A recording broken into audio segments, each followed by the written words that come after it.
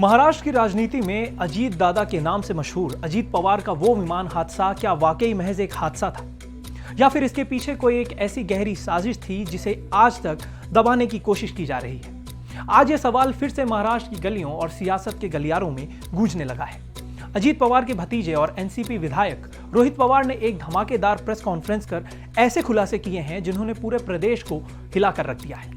एक प्रेजेंटेशन, कुछ WhatsApp chats और कॉकपिट की वो आखिरी खौफनाक आवाजें। रोहित पवार का दावा है कि ये सिर्फ एक क्रैश नहीं था, बल्कि इसके तार कहीं और जुड़े हुए हैं। सबसे बड़ा सवाल यहाँ पे ये है कि क्या उस दिन विमान के साथ कोई छेड़छाड़ हुई थी। रोहित पवार ने भावुक होते हुए कहा कि उन्होंने घटनास्थल पर दादा का वो स्वेटर और उनकी वो घड़ी देखी थी जिसे वो हमेशा 15 मिनट आगे रखा करते थे। 6 दिनों तक तो उनको यकीन ही नहीं हुआ कि ये सब सच है, लेकिन जब उन्होंने जांच शुरू की तो जो सामने निकल कर आया वो होश उड़ा देने वाला था। रोहित पवार ने अपनी प्रेजेंटेशन में सबसे गंभीर सवाल विमान के पायलट पर उठाए। उन्होंने खुलासा किया कि हादसे वाले दिन पायलट को आखिरी वक्त पर बदला गया था। पहले 2 अलग अलग पायलट तय थे, लेकिन सुबह अचानक कैप्टन सुमित कपूर को जिम्मेदारी सौंप दी गई। रोहित पवार का सीधा आरोप है कि कैप्टन सुमित कपूर हांगकांग से आए थे और उनकी छवि शराब पीने को लेकर ग्रुप चैट्स में पहले ही चर्चा का विषय बनी हुई थी। रोहित ने कुछ व्हाट्सएप चैट्स भी दिखाए जिसमें दावा किया गया कि ग्रुप में पहले ही चेतावनी दे दी गई थी कि ये पायलट बहुत ज्यादा शराब पीता है। क्या वाकई ही एक इतने बड़े वीआईपी के विमान को उड़ाने की जिम्मेदारी एक ऐसे शख्स को दी गई जिसके ऊपर शराब के नशे में होने का शक था? आखिर उस सुबह 7 बजे क्रू को लेकर जो मैसेज आए थे उनके पीछे की असली कहानी क्या है? रोहित पवार ने सरकार से पूछा कि क्या जांच एजेंसियों को इन चैट्स की गहराइयों तक नहीं जाना चाहिए था। हादसे की टेक्निकल बारीकियों पर बात करते हुए रोहित पवार ने एक ऐसी जानकारी दी जो रोंगटे खड़े कर देने वाली है। उन्होंने बताया कि विमान का स्टॉल वार्निंग बंद था। ये वो सिस्टम होता है जो विमान के गिरने या अनियंत्रित होने से पायलट को चेतावनी देता है। लेकिन सबसे ज्यादा चौंकाने वाली बात कॉकपिट की रिकॉर्डिंग है।